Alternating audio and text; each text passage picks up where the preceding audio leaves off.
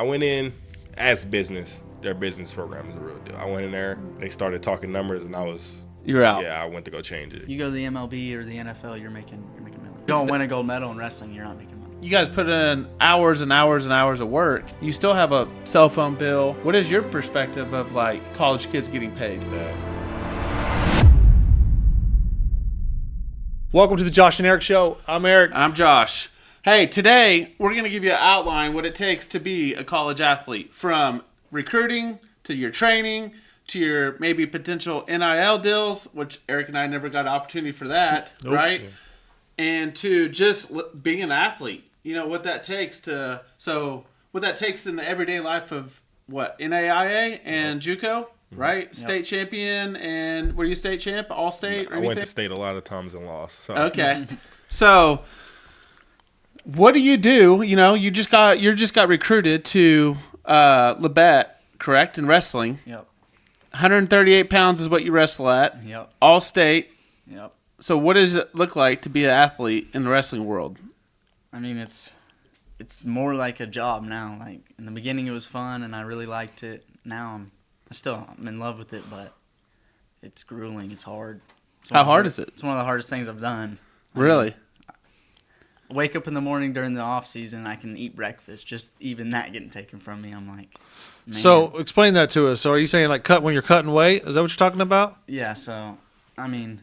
So JUCO doesn't have any rules, really. I mean, there's very limited rules for what I'm understanding. Yes. So you wake up. Tell me what if you're like thinking about being a college athlete, right? And you have a JUCO school calling on you. You're in the motion right now. So tell us what it feels like to be a JUCO athlete. What do you do when you wake up? Well, we're gonna wake up, go on a run. What time? Probably like 6:30 in the morning. Yeah. Oh, okay. Go on a run, get back from that, eat a little breakfast or something, go to class, leave class, go to practice. About 2, leave practice, go to lift, or go eat a little lunch or whatever, go lift, and then dinner time. And then wake up, do it again. Every day. How many days a week? Every day of the week. So you have no time for an actual job, hardly. And you don't get paid? No. So you hear about, Well, I don't get paid, but my schooling's fully Is it fully paid yeah. for? Okay. So Do they give you any allowance, like spending money too? Because I'm native, I'm going to get a little money back with that side of things, but it's just they cover everything for me, and then I work over the summers, and then which is pretty rare to get a full ride in JUCO. Yeah. Usually they're just partial rides, right? Mm-hmm. So wrestling's tough because, you know, you just told us you weighed about 155, 158, right? And you got to cut weight to 138. That's tough. Yeah. So quick question, you know, you said that you won All-State, right? And you won state. You're an All-Stater and you won state, right? And you're going to JUCO. Why not OSU? What happened? Because you live in the state. You know, you live in the state with the best wrestling program in the world. Well, we're talking about guys that come all over the world, and it's a different level. It's higher level. That's the best of the best. And I really was making up my mind if I wanted to go to college and everything. So I thought I'm gonna go small, try it out. If I end up loving it, then I can look after, because it's only 2 years. So You think you have the skills? I'm gonna find out. Okay. You gotta say yes. Yeah, I'm confident, but I know what I'm getting into. So you hear about these NIL deals, you know, football, baseball, basketball, and now track and field, but you really never hear about wrestling. Are wrestlers receiving NIL deals? Are people reaching out to you? Now it's starting to happen, but before, no. Even in JUCO? No. It's more D1, stuff like that. Okay. But it'll be like the number 1, number 2, number 3 guy in the nation. They're getting money to go to So do you think any of the JUCO people in any college sports, do you think they're getting any NIL deals? Yeah, I feel like they are. I know a couple guys on my team that are. Really? They got some deals. You kind of got to put yourself out there. We kind of have like this app that they have set up for us at Evangel where you can put your name out there and then people can contact you. Interesting. I did not know that. It's not Jeremiah plays football. That's right. Yeah. Where'd you start out at? Size difference. Wrestling, football. Yeah, exactly. So tell us about you, Jeremiah. Where'd you go to school at? Man, in high school? In high school, I went to Webster High School. Nice. play football, basketball, soccer, everything. Multi- So you play everything. I had to play everything. Our coach told us we didn't do track. We had to do something in the spring to kind of stay in shape. So Fair enough. honestly, going to football wasn't my first choice. I wasn't really feeling football. I was really going for basketball. Like I play basketball in the summer, travel all over, Yeah. go to a bunch of different states and play. And that's really where I thought I was going. And then my senior year, I kind of like had a situation with someone. I'm not gonna say names because I still love him. It's my guy or whatever. But it was just one of the games where I was playing great, and then he kind of killed my confidence and everything. And I'm just like, I don't know if I can play basketball in college. So I kind of changed and was like, I'm just gonna go for football. And I had like some JUCOs like William Penn and some little schools like that kind of reach out to me for football. I had a couple for basketball too, but I knew I wasn't going to go the basketball route. And my youth pastor's son went to ECU, which is a D2 school in Ada, Oklahoma. And I kind of reached out to the coach, and he hit me back and was like, yeah, we'd love to make room for you and bring you down or whatever. So ended up going down there for my freshman year, and got a real quick awakening of the dudes that are there. Them dudes are Another level of talent down there? another level of talent. DBs I was going against, a couple of the name, Keontae Lust, Donovan Callis, both of them dudes went to the draft this year, made some mini camps, so going against some next level DBs. But I was going to college for quarterback, so I get there and I meet the coach, and he's like, hey, I got 2 quarterbacks that I know are going to play for sure, and they're really great. There's only 1 quarterback, but there's 4 wide receivers. Did you play any other sport positions in high school? I was like, well, senior night I had 3 touchdowns at receiver senior night. He was like, all right, you want to play receiver? So then And that's how it happened. that's how it happened. I kind of got put in that How tall are position. you? Right now, 6'2.5". 6'2.5". Yeah, so What do you weigh? 190. 190. What are you running? I'm a 40. Yeah. 4.6-ish. 4.6s. Yeah. Okay. So tell us about your journey getting there. So you started out multi-sports, right? Mm-hmm. You played college, or you played high school quarterback. Yep. Go into Division II, first year, realize that you're not good enough to play quarterback, Yeah. right? That position's already filled. Mm-hmm. And then they say, hey, here's the options. Yeah. So If you want to be on the field, here's your options. And you had to completely learn a different position that you've never played before. pretty much, and I was nowhere near none of the guys that was ahead of me. Like, man, to get to where I'm at and as good as I am now, it really like took everything in me. Like, I was competing with some dudes, Jaquan Lincoln, Lil Cornwells. Them 2 dudes were like, they took me in under their wing and kind of like molded me into the receiver that I am today. And those dudes like kind of like paved the way because those are the dudes that were playing. So when I got there, they kind of, Trey, which is my pastor's son, he already went there. He was like, these are the guys you want to surround yourself with.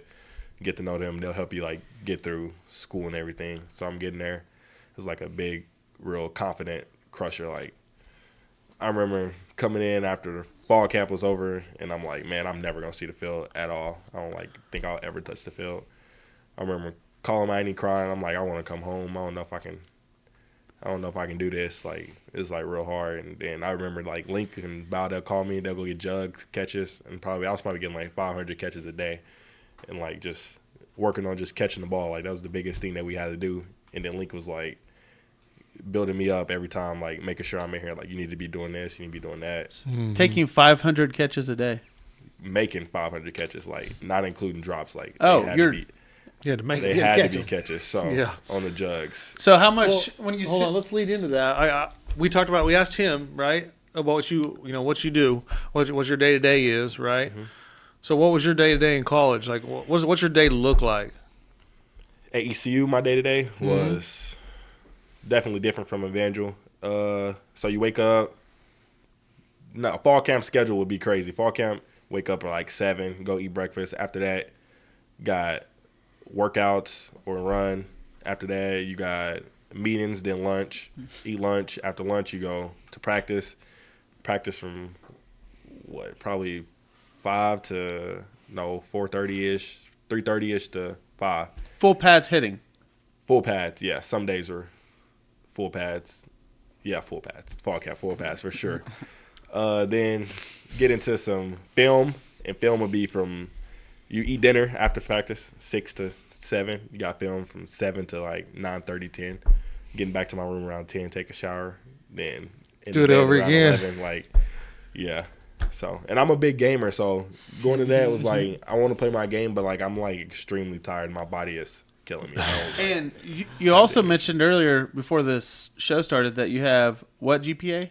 3.8 GPA. So 3.8 GPA, full-time college athlete, waking up early in the morning, staying late at night. College, for you have attended college. College isn't the easiest. There's always a subject that gets you hung up, right? What are you majoring in? Right now, youth ministry, because I'm at a Christian university right now, and my other major is coaching. Kind of coaching. It's not coaching. Physical education. Yeah. So, like teaching and coaching. So you don't know your major? I do know my major. It's all right. It's all right. Not to figure it out. It took me a while, too. Some people never figured it out. They graduated. They still didn't know what they're going to do. It's like, Yeah. I kind of went in undecided. Well, I went in as business. Business was my first major at ECU, but their business program is a real deal. I went in there.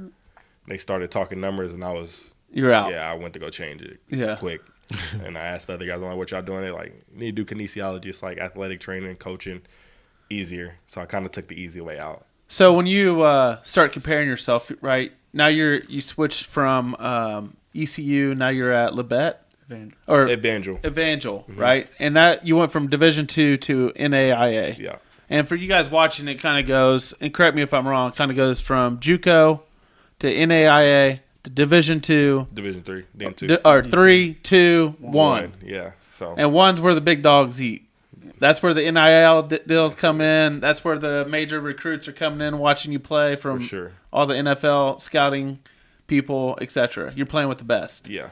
But my brother played at JUCO for the first year, and his running back, he was a quarterback, and his running back was Brandon Jacobs at Coffeyville. And what I realized, and I didn't know this because I've never been around JUCO colleges, what I realized is there's a lot of freaking great athletes in JUCO. No, there is. They just need something to mess up. They either are from a different country, right? Or their grades, or they had some type of previous issue, or they're still developing. Yeah. Right?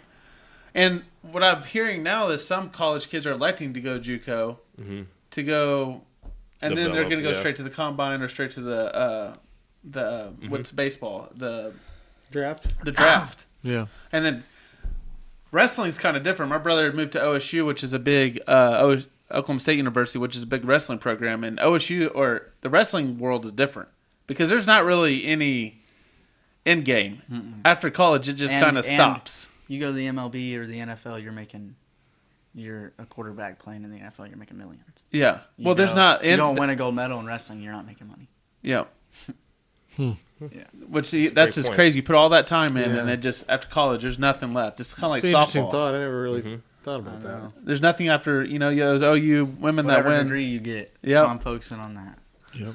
So that degree better be important, right? So let's talk about team dynamics, right? You go from high school. You're the star athlete of your high school team. You go to JUCO in a NAIA, and you realize that, hey, I'm not the star no more. How's that? How's that feel? That happened quick. There's a lady here named was one of our counselors. She's kind of like our team mom. And I remember going in there, and she's like, what's wrong? I'm like, man, I don't know if I can do this. She's the one that kind of kept me going, too. And I'm just like, I'm never going to play. Like, and that was like the biggest confident thing. Like, going from taking every snap on a Friday night to not seeing the field on a Saturday night, not dressing out some games, not traveling, and just knowing that other guys are better than you is just like, it's got to be tough emotionally and like, mentally tough. We say golf's a mentally tough game, and it is. Let's not twist that around. But I mean, I imagine getting in and seeing that level for sure. It was like mentally just like, God, So you get in there and you realize like, oh crap, I got a lot of work to do. Yeah. How did you stay positive? My youth pastor, really. It was times where he'd come down there. He told me to drive down there every night if he needs to, just to keep me in school. Your youth pastor, not even that lives down there, your youth pastor from Tulsa. Yeah, Pastor Jeff, yes. He told me he'd drive down there every day. He called me every day, checked on me, made sure I was all right, made sure I had money or made sure I ate. But it was just man, I never even told my auntie. Well, I told her one time I didn't want to come back. She's like, she just hung up on me. She's like, you there? So got to figure it out now. Yeah. So you go to college, you get this scholarship, full ride or partial? No, it was partial. It wasn't even full. So you're having to make up the difference either through student loans or... It's an Oklahoma school, so you got Oklahoma Promise and stuff, so it wasn't that much that they gave me, but I think it was basically covered. Okay. Basically. So what do you do for, like, gas? And, you know, because you always hear all the time that a lot of people around me don't agree. A lot of the older generation and some of the younger generation, but really doesn't agree with the NIL. Yeah. Right? But I have a different perspective. You guys put in hours and hours and hours of work. You still have a cell phone bill. You still have a gas bill. You still want to go out at night and have, you know, maybe take a girlfriend out to a movie or something, right? Or go back home just to get back home. A lot of these athletes are not from. When I went up there and visited my brother, people were from, you know, Northeast America. They're from Florida. They're from Texas. And they didn't have the funds to get back home. So on Christmas time, we had a bunch of athletes at our house, and because they couldn't afford to go back. So what is your perspective, you know, of for an athlete that's trying to make it, you're making the grades, you might not have a full ride, you can't have a job, you're trying to study and be competitive. Your coach requires you to be competitive and be in that gym, right? What is your perspective of, like, college kids getting paid? I think it's awesome. I feel like that's like really big because I know for me, it was me asking Pastor Jeff or my auntie for money all the time. And they were constantly sending it. But after a while, it's like, as a man, me personally, I like don't really like asking for nothing. So I'm like, I can't keep asking people for money. So I think that it's great, and it helps out the people that can't afford it, the people that are not home, the people that like can't get back. Or it was times where I didn't like the cat food, and I'm like, I ain't got no money to go get nothing to eat. So drink some water and go to sleep. Just try to go to sleep, wake up, go get breakfast. But well, you know, it's interesting that he says this because this is where I got into trouble. Okay. So I can only imagine what story we're about to hear. Yeah, you know, I'm an angel. Okay. So that hit home with me. I'll just tell you straight up because I was in a very, very similar situation. I played in high school. I was a decent athlete and made it into JUCO and Independence, like I was telling you earlier. And I had no time to do anything. I lived, eat, slept, baseball. All we did. We went to school. We went to practice, or we were at the gym, or we were running, or we were studying, or we were eating. And there is no time to get a job. And my parents, probably like yours, I didn't have a ton of money, right? And not only that, is just I don't like asking for money, right? And it's mainly that, right? But that led to I still needed some money, and I had no other way to get it. So I chose the wrong route because there are like a couple ways to make money, right? Whenever you don't have a job. I hope you're How you is can that? read between the lines here. Why don't you just go ahead and tell us? Well, I was selling some drugs on the side. Selling some drugs on the side, and then I got caught doing it. But you were selling medical, or you're selling marijuana, right? I was. Out of your trunk. Yeah, pretty much. Yeah. I was driving back to Owasso where I knew everybody, picking it up, driving it back north to ICC where I was at JUCO, slinging it out to the football team and making some money, right? So I could take my girlfriend out to eat. yeah, Is that your competitive advantage? Like, that guy's fast. That was where my entrepreneurship spirit started. That was where my entrepreneurship spirit started, right? So I always knew I wanted to work for myself. I just got in trouble doing it the first time. But that's why it struck a chord with me, man. And I'm not in any way condoning what I did, right? It was a very bad idea. I went to jail and stayed there for a period of time until I got out, right? And I didn't want to tell my parents, so they found me.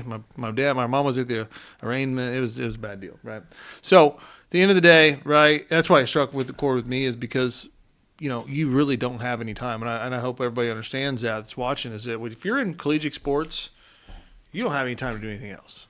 You have no time to do anything else. So having an ability to make money, right, on an NIL deal or, you know, schools giving money or scholarships giving money to the kids for for just spending money, right, in general, is a good thing, right, because you don't have any time. So struck a chord with me. I want to tell the story, right? Don't do what I did if you're listening. Yeah. It's not the right way to do it. And it probably likely screwed up my sports career, right? But here we are, right? Chose a different route. I was like you, worked on what I was actually doing in college, was trying to further a career, and sports was there too. That was number one for me, but I at least had a mindset of what am I going to do after if it didn't work out. Sure. And it sounds like you're in the same field. Yeah, so. For sure. So what is your ultimate goal? Right now, my ultimate goal is get rich. Yeah, me and Colin been ever since we've been hanging out with Thomas. Our goal is, man, we gotta get some money somehow, some way. Yeah, business. Don't care how I do it. Yeah. Thomas was kind of talking to us about real estate and getting into building houses, and then me and him doing it together after we graduate and just starting from there. Get a couple houses, redo those, and then sell them off and kind of start from there. Start from the bottom. So you guys listening, Thomas, he's a partner of ours, and sounds like he's doing a little mentoring. Mm-hmm. So that leads me to, do you guys have any questions for us? I know you guys want to come work for us to kind of learn and understand business, right? And make some money, obviously. But I'd be interested to know if you guys have any questions for us. We've been fortunate. You've been operating as an entrepreneur for since you were what, 22? 20. Shoot, I've been doing some weird stuff since I was like 16.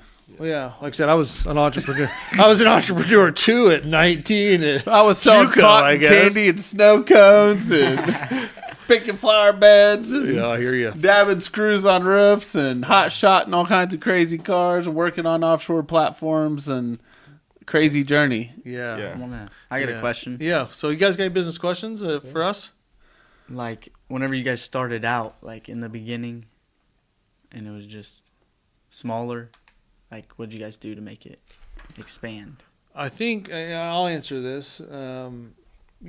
First we had a vision of where we wanted to go, right?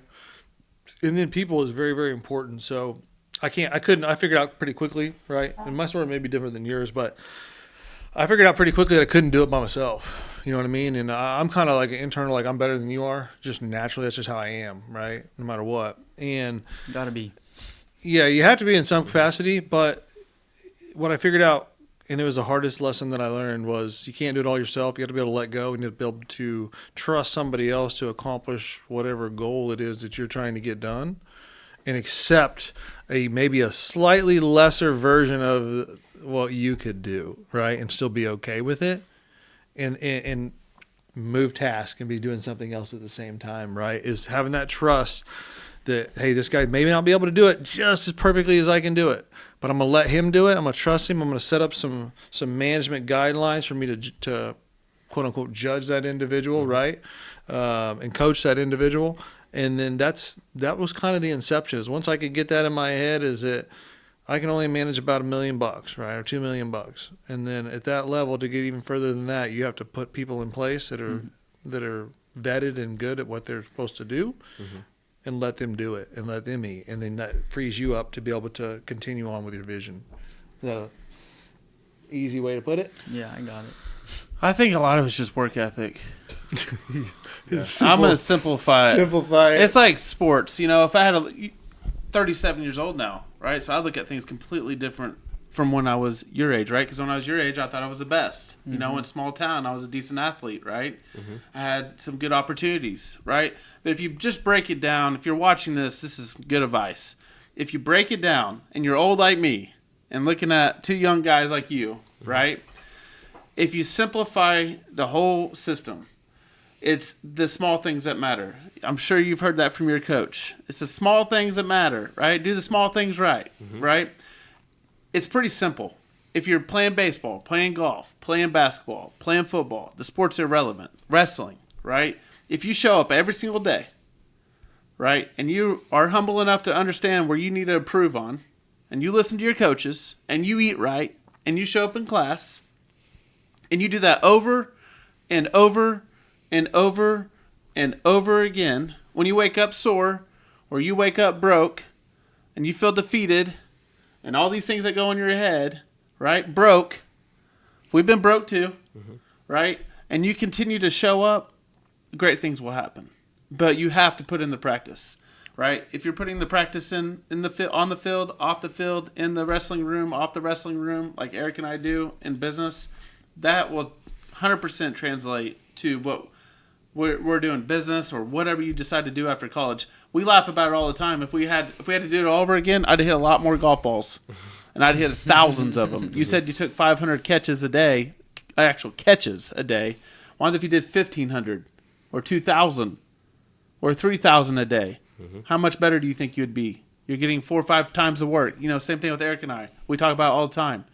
If we put in more hours and we hyper focus on 1 or 2 things, how good do you think we'd be? We'd be really good, and that's what we're doing right now. We got spread thin. We had all these distractions come in our life, and we're taking kind of some of our own advice that I would give you is, if you're going for it, go all in. We say it all the time on our show, go all in. And being all in is not easy. It's easy to spat it out of your mouth, right? And say, oh, I'm all in. But your actions kind of prove to everybody that you are all in, right? And discipline. Discipline over a long period of time, right? Anybody that's great does the same thing for a long period of time. Mm-hmm. Kobe, he's freaking, how many rings that guy have? You're a basketball player. He had a bunch, right? He shot how many shots a day? Every single day, he shot hundreds of shots. Yeah. Right? He would be practicing before and after. And that's what you have to do. So I would say, you have to surround yourself with good people. Mm-hmm. Here's another thing. Iron sharpens iron. If you're around the best, you're going to, even if you're not the best one around there and you're the second and you get around a subpar team, you're still going to shine. Yeah. Mm-hmm. Right? You learned real quickly when you were on playing high school ball, you were the best, and you realize that Division II, which is not in Division I, that there's some studs out there. Yeah, there is, for sure. This life's not easy, right? If I was going to give you any advice, this life is not easy. Mm-hmm. People don't care. In the real world, they really don't care if you're black, if you're yellow, if you're white, how rich you are, how poor you are. In our world, they care about what service you're providing them. Mm-hmm. Is it competitive? And are you going to do what you say you're going to do? Mm-hmm. And that's basically how it works. Yeah. They don't say, hey, this is so-and-so, I only do business with rich people. No, they say, hey, I need this. This is the price I'm willing to pay. I'm need it here Tuesday at 2 o'clock. Can you do it? Yep.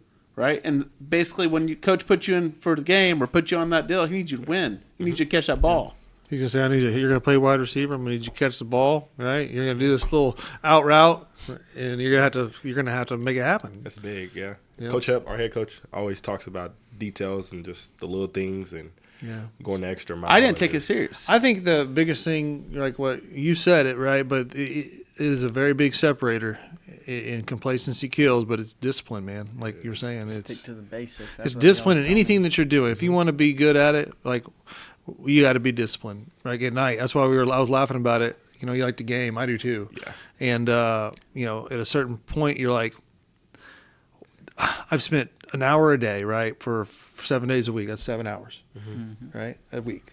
And then you got that times how many weeks you did that, right? Yeah. Think about all that time, right? And then as I've gotten older, you're talking about video games. I'm talking about video games, right? And I'm thinking about you do play a lot of video games. I did, yeah, I did, right?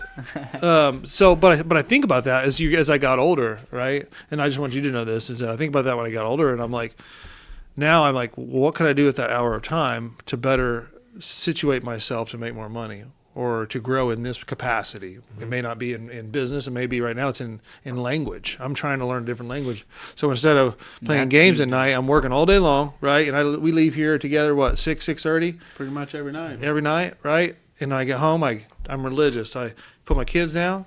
I work out every night, almost 5 to 6 nights a week. I work out. I get back. I eat.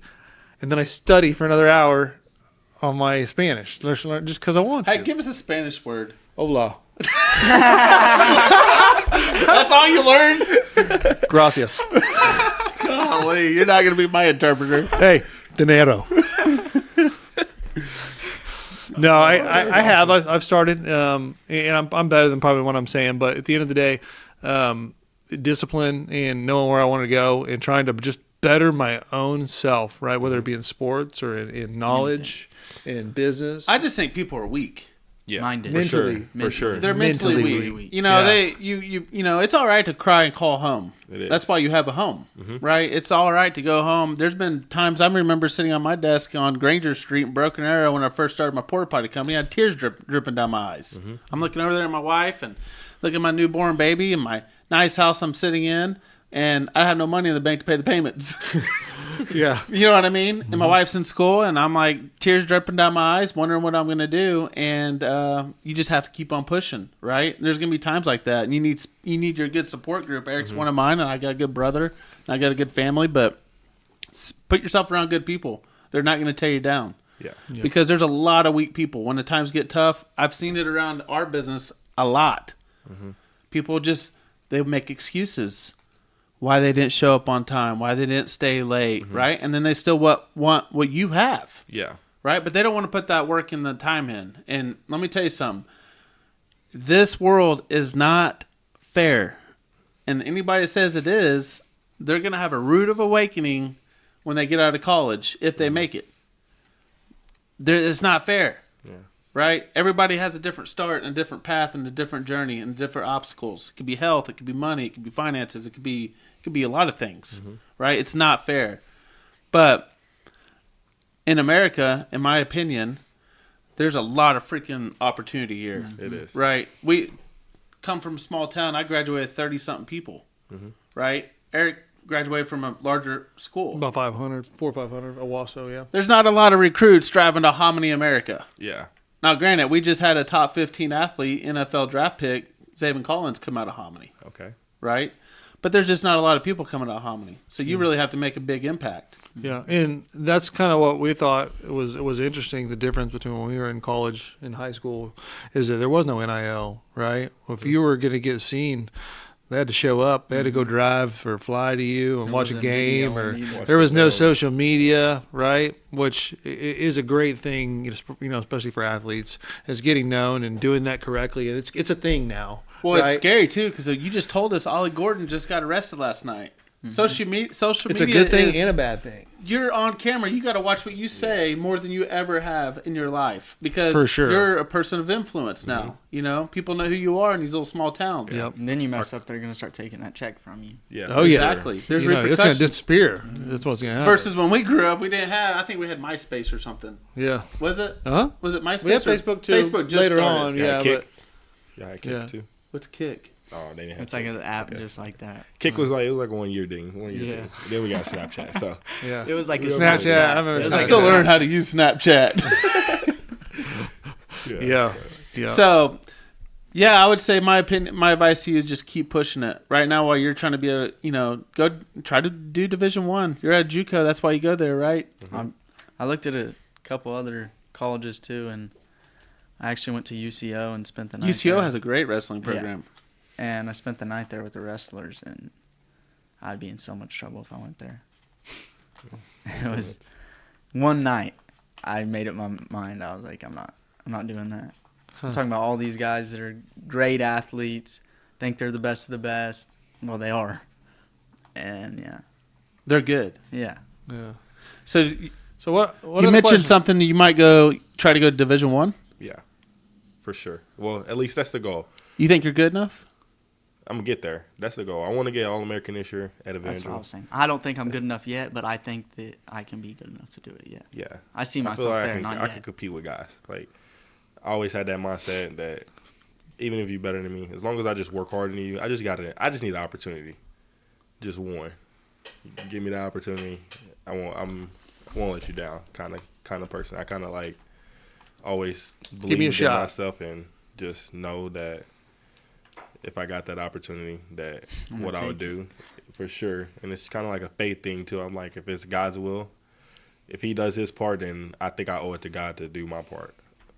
Is kind of how I've been taking every opportunity. Like even with the going to Evangel is great. I love Evangel. That's my I'm playing. We just went 11-0, won the conference championship. At first, when I first got there, I looked at the depth chart. I'm at the bottom of the depth chart. I'm just like, I ain't good enough to play here either. And then I'm just like, nah, I couldn't go like that. And I'm Something just clicked. it was something about that. Just buying in, coaches seeing how good I was buying in, and Tell him what they said.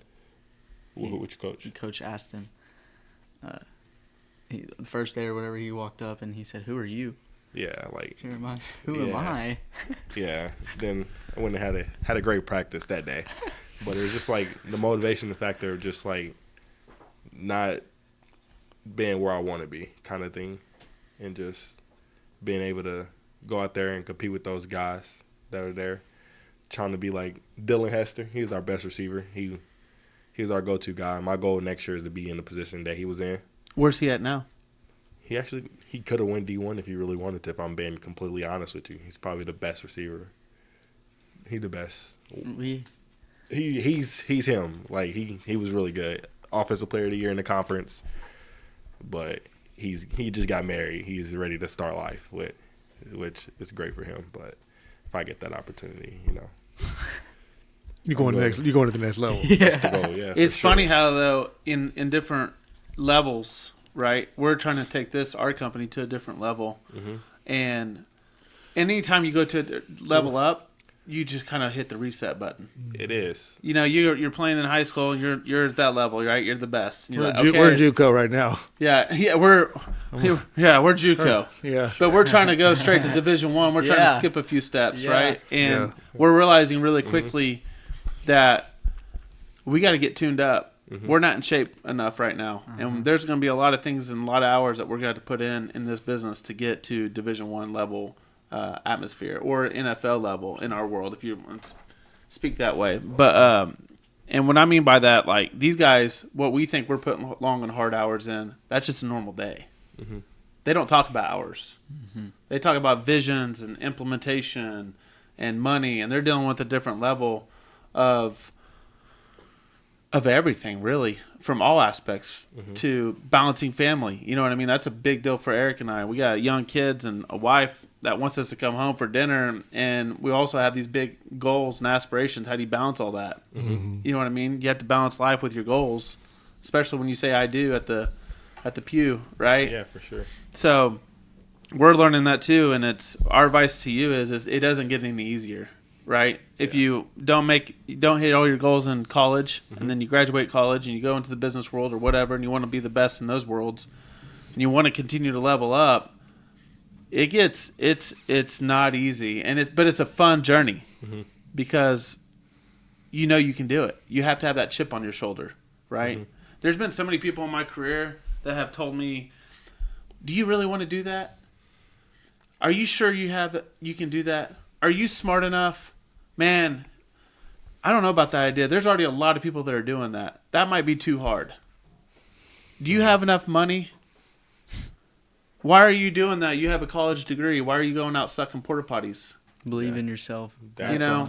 You have to get those distractions outside of your life away from you. And you say, hey, look, I got one life to live. This is the way my journey. I'm going to go all in on this goal and this vision. That's how this whole year. And there's no plan B. We talk about that. Erik and I talked about that on our show all the time. There's no plan B. Yeah. There's only a plan A. And if you watch podcasts, you hear a lot of successful podcasters and businessmen that say, hey, what was your plan B? Plan B?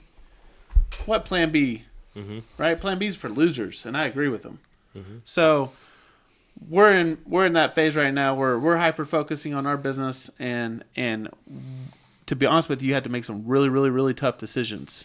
Yeah. Because there's some people around you that are just haters. They're really, really close to you, right? And we're having to get those people away from us right now. Not that we don't love them, not that we won't come around, right? But right now, it's just not. They just don't have a place in our journey. Yeah. Right. Just because they just don't have the same goals and aspirations we do. They're not willing to put in that hard work, right? They're not willing to eat right. Yeah. Wake up early in the morning. That's how this whole year went for me. No, Last for sure. year, Berry Hill had 5 kids in the state finals. And, smallest weight, we had a 106-pounder, 120-pounder, 126-pounder, 132-pounder, 144 is what I was at my junior year. We were all in the state finals. Every single one of us lost. And the week before, 3 of us beat the kid at regionals that we had in the state finals. I beat the kid 3-2 at regionals. He beat me 3-2 at state. Oh, gosh. And this year, I was it was just the biggest mental. It was me in the mirror. I knew that I can wrestle with anybody. It was me battling myself, doubting myself. knowing that there was one last shot. And then, And it won't stop. That won't be the last time you look yourself in the No. mirror. Well, that's what I think is interesting is that, I think we're in life, I think we're more similar than you think, right? Is that you guys are striving for whatever your next level is, right? Well, we're no different. We're literally striving for our next level, right? It's just in a different capacity, right? And it's going to take the same thing as it takes for you to get to the next level as it is going to be for me to get to the next level, right? 100%. It's just going to be grinding, right? It's going to be putting in more work than the next guy, right? I mean, it's the same. It's just interesting to think about, but we're in the same boat, right? Yeah, We're just playing in different. We're just in a different league. for sure. You see what I'm saying? Yeah. But we're doing the same thing. Like at nighttime, I have to study and figure out how the heck am I going to get this secondary yard to work right, right? How am I going to prop us up on our sales? Why is our sales down? Why can't I manage these sales guys better, right? And all I do is think about it in a fucking circle all day long, right? So it's the same thing. You're thinking about what am I going to do to get better? It's the hours that people don't see too. For real. That really matter. Oh, I hear that all the time. Yeah. It must be nice to be you. Yeah. You know what I mean? It must be nice to be Don't really know what you're rich. doing. They don't know what you're doing. You know what I mean? They didn't see what I was doing. I didn't have no friends at 23, 24, 25. I wasn't doing anything. I wasn't going out to the bar, right? I wasn't going out partying every night like my buddies were. I had a kid early, right? It's self-sacrifice. But when that TV gets turned on Saturday and they see you catching that pass, nobody talks about those hours that you put in on that field, For the sure. 6 days a week, watching film, Especially studying. last summer, coming off an injury and everything, it's just because I tore my labrum in my hip, and then last summer it was like had the surgery on it again. I just had it again this time, but we good this time. We good, completely fixed. Doctors was great this time, but it's like coming off of that injury and just knowing like I'm already at a disadvantage. So what can I do this summer to get me to Catch be great back up. next year? Yeah, to catch back up to the guys that I know are already ahead of me. Going into OTAs last year, we talked about the depth chart. I was on the bottom of the depth chart. I went into OTAs hurt, still like feeling it like I know I'm not 100%. And, I competed or whatever, and then coaches kind of like unsure about it. And then that like fall camp, I came back. I went to the doctor. They gave me some stuff. Got better. And then about week 4, it started working, and it just like kicked in, and the coaches started seeing. And by week 6, I was starting and finished starting out the rest of the season. So it's just like that constant. You found the next mode. Yeah, and then just from talking to Dylan, he's our best receiver. I always talk to him, and then our Coach Wells always say like, mediocre people don't want to hang out with mediocre people. Oh, Nick Saban said, yeah, mediocre people love to hang out with mediocre that's people. That's a Nick Saban quote. Yeah, high achievers are going to hang out with high achievers. Yeah. So I'm going to talk to Dylan. I'm like, bro, what am I doing wrong? He's like, I don't really know what you're doing wrong, but I know if you just keep doing what you're doing, they're going to notice. Like, there's no way that door can stay closed for that long. Like, just keep doing what you're doing. Keep working. I see the work you're putting in. People don't see you out there running routes at night. I drive by, I see you. I know what you're doing. I'm just keep doing what you're doing. So it's just like, that's something that's else a great too, deal. is You're never going to be 100% healthy. You never know who's watching either. yeah. Oh yeah, for too. sure. You're never going to be 100% healthy, right? There's a lot of times that we're like, holy crap, is this the right timing? Yeah. Right? You just got to go for it. Yeah. From week 1, that feeling from week 1, you feel great week 1. I tore my Everybody. ligament in my thumb completely in half and away from the bone my junior year, and I had to wrestle the whole year. And I had no one that knew how to tape a thumb. So we just taped it like this, and that's how I wrestled whole year. I seen a guy win a state championship with no legs. Yeah, I've seen that on happen YouTube. too. I've seen that happen Yeah. too. How do you win with no You legs? can't take him down. You talking about a guy that He's already down. He's already on the ground. All he's got Fair point. he's walking around with his arms all day. So Fair point. He's strong. For sure. Yeah, but you're talking about like, hey, I have no legs. I think I'm going to be a state championship wrestler. That's I mean, different level. That's a different level of mental. Yeah. Yeah. And we see it all the time in our world. We see it, there's a couple of guys around here and some big guys I mentor. I don't know them, but I watch them a lot. And I'm like, how did that guy take it to that level that quick? What is he doing that I'm not doing? And a lot of it's just he's a lot more focused. Yeah. You get in there and you realize that there's just there's not really maybe an athleticism difference, right? Or a mental, right? They're not any smarter. They're just Locked in more. Yeah. Locked in. I seen a quote. I don't even remember who said it, but I just be on TikTok. I got like random motivational quotes, and the dude is just like talking about like you're at this level, and then you go to the next level. You want to get to the next level. Once you get to this level, and everyone's on the same level field, y'all fast, y'all talented. Like, what are you going to do to separate yourself from the dudes, from the best of the best? You want to be good, or you want to be elite at what you're doing? And ever since I seen that, it like just sparked something in me. I'm just like, yeah, I gotta. You want to stand I'm out. not doing enough. Like even though I feel like I'm overdoing what I'm doing, I'm still not doing enough. Like it's times where I'm just like can't sleep because I'm like I got to be doing something. Toss the ball up until I go to sleep. I'm like, bro, yeah. So it's definitely tough. I was watching a deal about I love Navy SEALs. I don't know why. I've always liked Navy SEALs. And this guy, I was watching just like last week. He went to Hell Week, right? 5 times. I think I know who you're talking about. Is it the guy? He like on Twitter. He follows nobody, right? Yeah, he went through there 5 times and made it his 5th time. He broke his ankle, hurt his back. He quit one time. I think he quit the first 2 times. Mm-hmm. He went 5 times and made it the 5th time. Yeah. They asked him, "How did you make it the 5th time?" He's like, "I just kept on showing up, and I took one step at a time." Mm-hmm. And one time he made it through Hell Week 2 times. Mm-hmm. He got kicked out because he wasn't smart enough on the diving section. Mm-hmm. Holy crap! The guy went through Hell Week 5 times. Determination. Yeah, he just never quit. He took, and then another Navy SEAL watched and they said, "Hey, man, how did you make it?" Mm-hmm. You know, that's one of the hardest things in the world to do. He's like, one step at a time. Mm-hmm. He goes, "I just knew if I took one step every time, I just never taking that one step. I just knew I was going to make it eventually." Yeah, and that's kind of what we do over here. That's what I do personally. I'm like, there's many of times I feel defeated. I walk in there, I'm like, I just can't figure this out. I don't know why we're not motivating people the right way. Are we paying them enough? What is going on here? You know what I mean? Why can't I figure this out? Mm-hmm. And a lot of times I just put in the time and effort. I'm consistently thinking about the problem, getting myself around high caliber people that can give me some good advice. Mm-hmm. And then next thing you know, the issue gets resolved and we move forward. And then guess what? There's another problem. Yeah. Mm-hmm. There's always a problem to solve, right?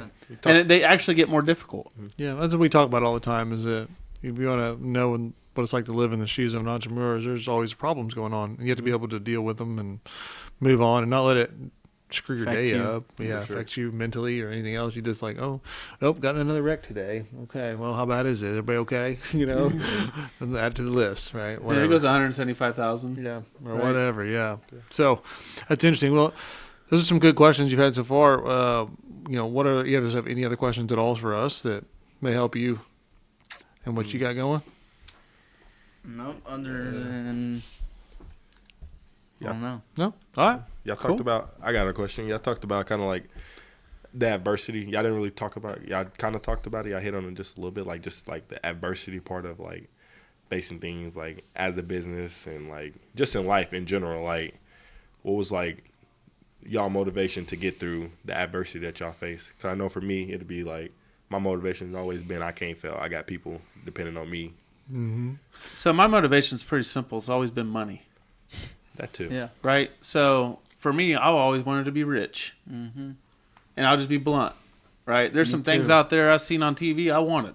Mm-hmm. Right? It looked pretty fun to have a supercar and a jet. Right? Mm-hmm. Growing up in a small town, I didn't ever think those things were attainable. You know, I remember taking a plane ride in Cleveland, Oklahoma. My grandpa knew a guy that had an airplane, and it was looking back on it, it was an old piece of shit.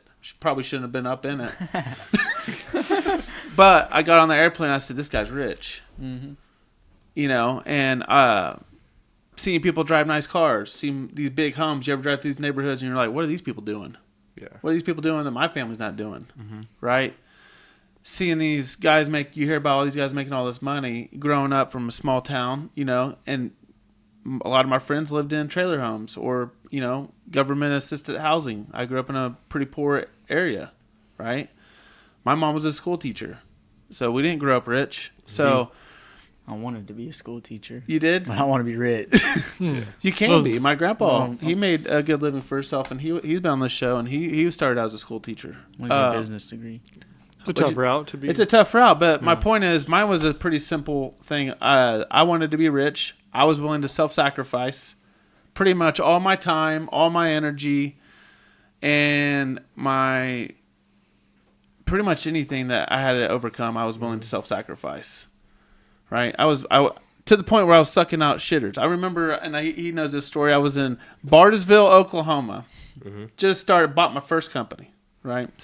Was sitting there sucking out poopers around Oklahoma Wesleyan University, and the college baseball coach came out, and I had a porta potty right next to the college baseball stadium, and they were getting warmed up for a game. So there was fans in the seats, and I had to porta potty from like here to that TV, and I had to drive up there because a college called me. He's like, "Hey, do you mind getting up there sucking out? We have a tournament up here. We need to get somebody to clean this toilet." I was like, "All right, perfect. I'm in the company. I'm going to go up there and do this."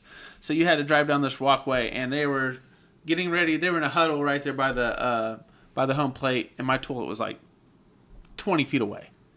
And I remember the coach saying, "Boys, if you don't give it your all inside the classroom and outside the classroom, you're going to end up like that boy over there." And he pointed to me. I look over there, and he pointed to me. And he was referencing me sucking out a toilet. Yeah. And that day stuck with me for a long time. I went home and told my wife, I was like, if he only knew I am college educated, you know what I mean? And if he only knew that my company does XYZ dollars, he might be thinking differently, but it's perception. Yeah, it is. Right? When you have a vision, sometimes your perception that people have on you is not the reality is, right? At that point in time, I was doing over a couple $1 million a year in revenue, right? But that guy thought I was a poor potty sucker. And at that point, now I look back, I feel poor still. You know what I mean? So I'm money driven. I don't know what your driver is, but mine's just I want more money. And it's pretty simple for me. And what does it take to get a lot of money? You have to have systems. You have to have people. You have to have a vision. You have to have a vision that you put into action, right? You have to motivate people. You have to treat them right. You have to have people want to follow you, right? So, and the more people you have follow you and the more employees you have and the better service you provide, the more money you make. So for me, it's not about really anything else besides money. I'm money driven. I don't care if it's a porta potty or a dumpster or a multifamily or industrial building. The widget's really irrelevant for me. I'm humble enough to do them all. But I like money. What is yours? So mine is it's similar, but a little different path. Mine's changed a couple times. So, originally, I always internally I just wanted to be better off than my parents for my kids, right? And that was kind of where it started, And then it got to, anything that I touched that I was in, I wanted to be the best at, right? With sports, I wanted to be the best, right? And then it went from sports, and it went to a safety guy, right? College, and then I graduated with a safety degree, just like you did. I wanted to be the best at safety, right? Then I took all the accreditations and got all these certifications, and I did pretty good at it, right? And then I always knew I wanted to be an entrepreneur. When I shifted over here, mine is just simply I want to be the best, right? I want to be known as the best. Money is just a bonus for me, and trust me, I'm doing it for money, right? I don't do it for free, but I really want to be the best, right? And whatever it is I'm doing, right? If it's a porta potty shit sucker business guy, right? I mean, I started in a porta john truck. That's where I started. I went from college educated, making about $100,000 a year, just gave it up on a whim to come over here with this yahoo and be like, let's start a shitter company, right? That's what I did. I sucked shitters for like 2 years. I went straight into it. I worked for 90 days in a row, had a baby in between just to get going, right? Because I knew that's what it takes, right? Yeah. But because I wanted to be the fucking best. And that's been my motivation is just, I don't like losing. And no matter what it is I'm doing, if I'm gaming or if I'm doing business or if I'm playing pickleball against this yahoo and beating his butt at pickleball, or if I'm beating him at golf. I mean, it just... You don't beat me at golf. This is not a Joe Biden Trump. I would play you if you carry your bag. That was 6 handicap. No.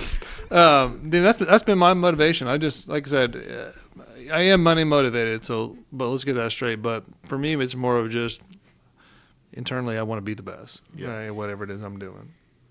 So, and, a couple of things I'll touch on from this from this episode is, surrounding yourself is so important with like-minded that are better than you. I'm glad you said. I was just about to ask, like, going into this next question before you even start what you're about to say. I was going to ask, like, how is it, like, working with your best friends? I know you're like really close to Thomas, and like as that group, like, it's hard. How do y'all like get over like putting business and friendship aside? Like, you don't. You don't. Or okay, man, it's very, very difficult. I'm glad you brought that up.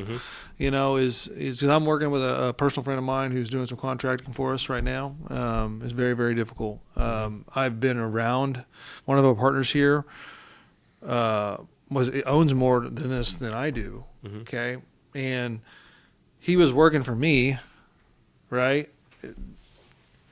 Hierarchy level, right? And we'd known each other since we were like 1 year old. Okay, right. And I can say that it's not for everybody. I won't do it again.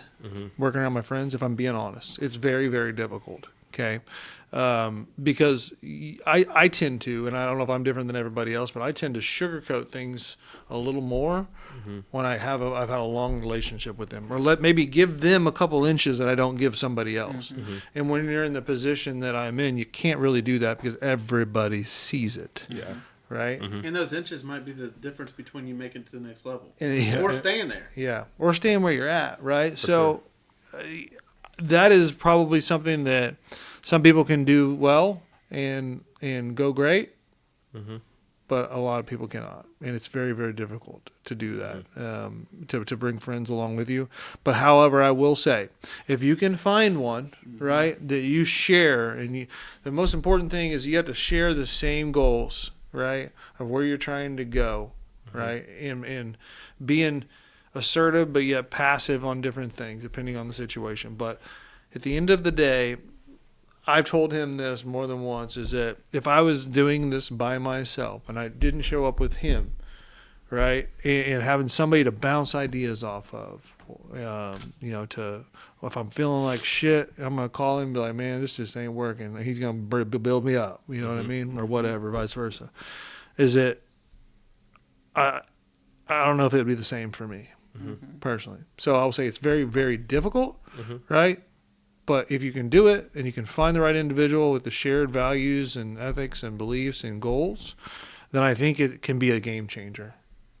But that's a rarity. It is a rarity. It is definitely a rarity. Most people are not willing to put the time and effort and sacrifice. Yeah. It typically comes down to that. The most successful people are. They want what you have without putting the time and effort in. Yeah, it typically comes down to is that somebody's overworking the other individual, right? And it's noticeable.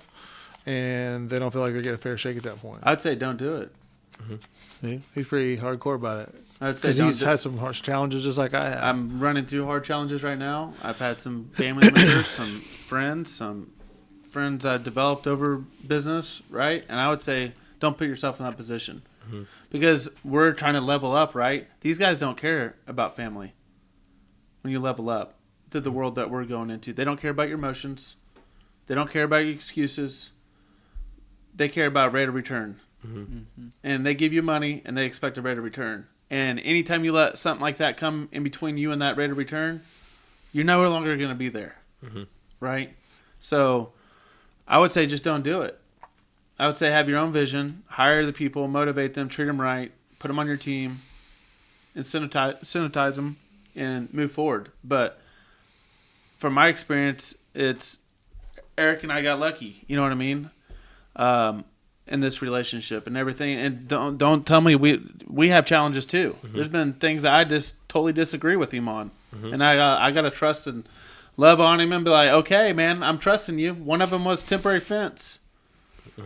I didn't want to do temporary fence. I thought it was stupid, right? And I was like, temporary fence, you can't make any money doing that, and it's one of our best business lines, right? It's one of our most profitable business lines, right? And there's been some ideas I have had, and he's taken, vice versa, right? And there's been some times that he's come in my office, and I'm like, "You're not." I wanted to say something. You just got to go through their journey too. You know what I mean? And there's been some times I didn't want to show up, and he's let me go through my journey, right?